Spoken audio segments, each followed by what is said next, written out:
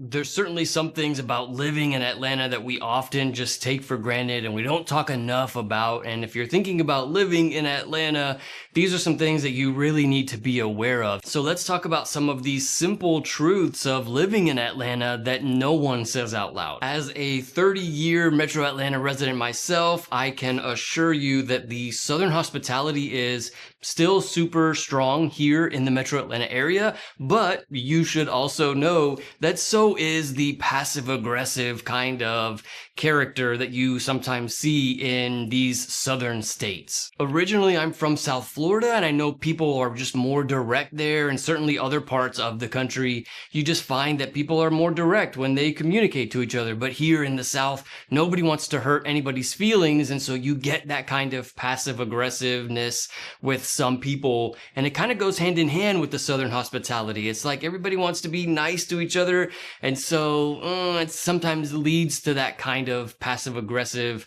communication. So certainly something that you should know about.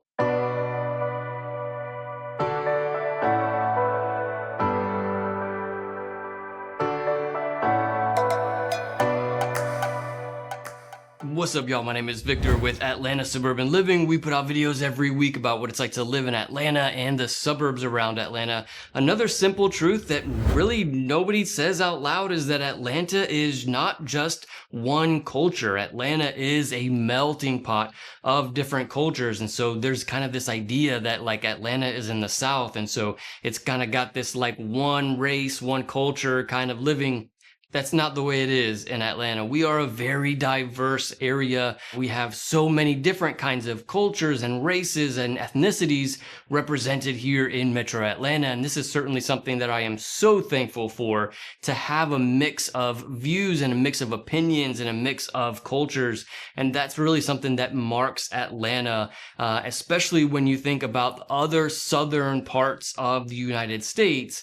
Atlanta has to be one of the most diverse parts of the South. While many people talk about how bad the traffic is here, you really need to know that it's a kind of a normal part of living in Atlanta. It's not like we worry a lot about the traffic. Oh, it's going to be it's just a normal part of living here. This is a lifestyle choice. When you live in the Metro Atlanta area, you don't want to live 20 miles within a 20-mile radius, of work. You want to try to live much closer to work. And so while we do have a lot of traffic here, you gotta live much closer to work because you're going to be in that traffic regularly, and people just kind of get used to it. It's a normal thing. An hour commute to work is a normal part, unfortunately, of living in Atlanta. And while that is a terrible, difficult thing to try to accept, the trade-off is a lower cost of living in Atlanta than other major U.S. cities. Family-friendly kind of suburbs, low crime in the suburbs. And so these are the things that you're getting in return for that longer commute because of the traffic. Another one that we really don't talk enough about is MARTA. Now, I know recently I made a comment on one of the videos about how terrible MARTA is, and I had someone comment that I shouldn't be so negative about MARTA, and I think that person is absolutely right. I really appreciate that they even mentioned that.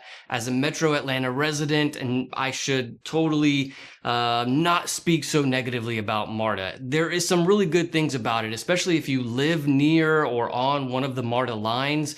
It makes it very easy to get across the city. The problem, however, with MARTA is that there's really only like two main MARTA train lines, one that goes north and south and one that goes east and west. And so there's a couple that kind of go northwest or northeast a little bit, but it's a very small section. In general, it just goes north and south or east and west. And so while there are 6 million residents of Metro Atlanta, there's only about 500,000 residents of the city of Atlanta, and MARTA train only is in the city of Atlanta. And so out of that 500,000 people that live in the city of Atlanta, maybe half of them live close to the MARTA line. So now we're talking about 250,000 people out of 6 million in the Metro Atlanta area. This is like 2 or 3% of the population of Metro Atlanta uses the MARTA train. So while I don't mean to be so negative about the MARTA train, it's not a commonly used thing. You're not gonna like live in Atlanta and have that super easy public transportation anytime you want. That's unfortunately just not the case when it comes to MARTA.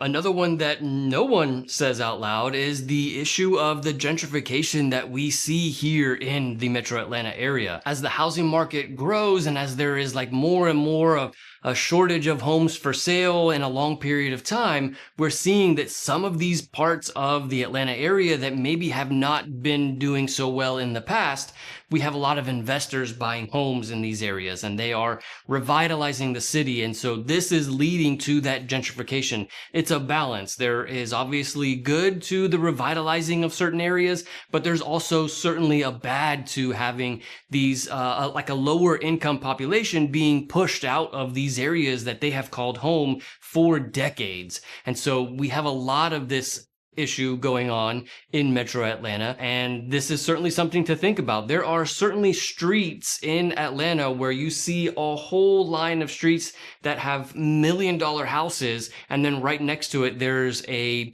$100,000 or $200,000 house that's from like 1930, and this is common in Atlanta. And so you have these cities that are kind of slowly changing and then unfortunately pushing out some of these lower income residents. And so this is something you really got to think about if you're planning on moving to the city of Atlanta. Moving right down the list, we're going super fast here. Another one is property taxes. I know in many parts of the country, there's some kind of rules or laws that the property taxes can't increase by more than a certain amount. I don't know exactly what it is. I think I've heard something like, you know, and maybe in California, property taxes can't increase by more than 1% or 10% or something like that. We have no kind of law like that here in Georgia. And so property taxes can increase by thousands of dollars from one year to the next. This has happened, in fact, very often in the early 2020s, which was just a couple years ago. I said that like it was like 100 years ago. This just happened actually a few years ago where people's property taxes would go up by thousands of dollars. And so it really snuck up on a lot of people, and maybe it's still happening in certain parts. You're still seeing this in some parts of Metro Atlanta.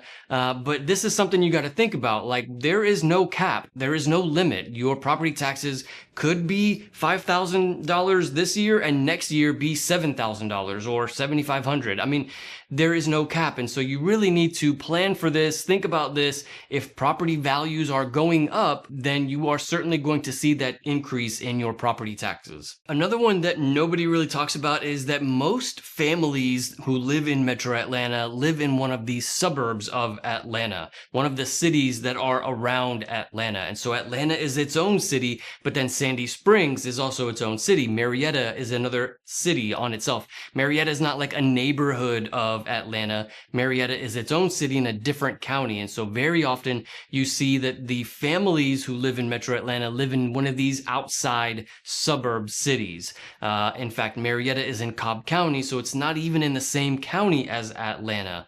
Alpharetta is a very popular suburb, lots of families, but it's in Fulton County, the same county as Atlanta. So most often people who live in Atlanta are young professionals or single people. There are certainly some families who live in Atlanta. This obviously, like, it's not like there's no families living in Atlanta. There are some. I just mean that it's more common for there to be families in the suburbs outside of the city.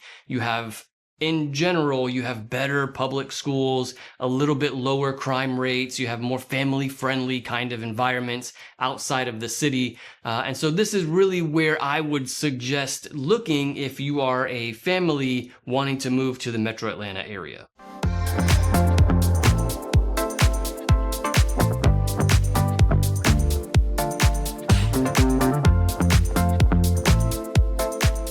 And then another one is that you don't have to go to other suburbs if you are living in one of the suburbs. You don't have to like drive to another city for like groceries. You don't have to go to like another city 20, 30 minutes away for the school for your child. Like, all of these suburbs, well, the majority of these suburbs have their own grocery stores and big box stores, Home Depot, Walmart, schools, post office, like all of those things are within each of the city suburbs. And there are arguably about 100 city suburbs around Atlanta. We talk about some of those. I'm trying to get to all of them, but we'll see if I can get to all of them. There are just so many, but each of these suburbs has their own thing. And so if you live in Marietta, you don't have to go to Atlanta for groceries. There's like 5 to 10 grocery stores. Actually, there's probably 10 to 15 grocery stores in Marietta because Marietta is one of the largest suburbs. If we live in Suwanee, you don't have to go to Duluth for public schools. Suwanee has their own public schools.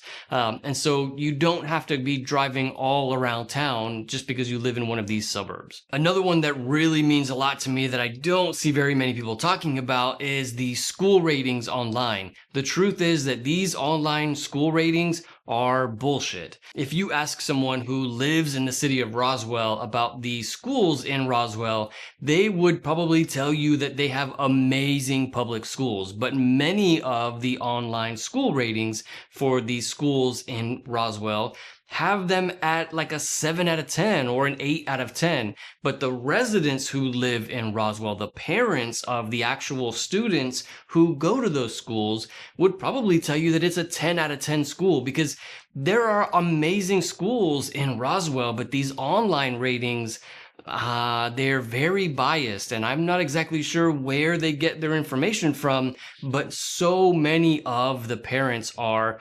completely satisfied with these public schools in their cities. And so this is a very common thing that I hear from people who watch the videos. It's like, yeah, like for example, Powder Springs. Powder Springs has some public schools that are rated a 7 out of 10 or an 8 out of 10. And people call me and you guys are like, well, we really want to be in an area with excellent 10 out of 10 public schools. The public schools in Powder Springs are amazing. They are excellent. The residents who live in that area think very highly of their public schools. But some of these websites, unfortunately, kind of give them a negative reputation or a negative rating. And it's really not fair. You really need to look at a wide range of public school ratings online to get a good picture, but the best way to do it is to tour these schools. In fact, if you're thinking about moving to one of these suburbs, feel free to call, text, or email me anytime. I'm a local real estate agent here in the Metro Atlanta area. Thank you so much to everybody who has reached out.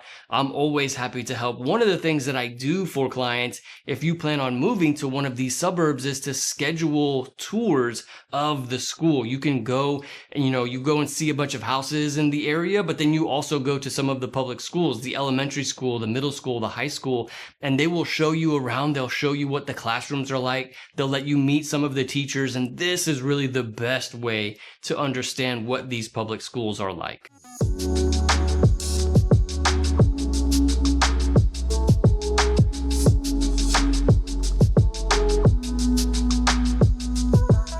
Another one that no one really talks about is that while the cost of living in Atlanta is much lower than some of the other major US cities, it is not quite as low as some people would lead you to believe. The home prices here have increased extremely quickly year after year, especially in the last few years. Home prices have risen so much, and so it is kind of becoming difficult to find affordable homes here in Metro Atlanta. And so all of these home prices increasing has led to there being very few buyers in the Metro Atlanta area. And I think this is kind of the case around the country, but certainly the case here in Metro Atlanta. There are not a lot of buyers. And so this means that it's a buyer's market. There are, in fact, way many more people trying to sell their home in Metro Atlanta than there are people trying to buy a home. So for the few people that are trying to buy homes in Metro Atlanta, they have so much more of an advantage over the sellers.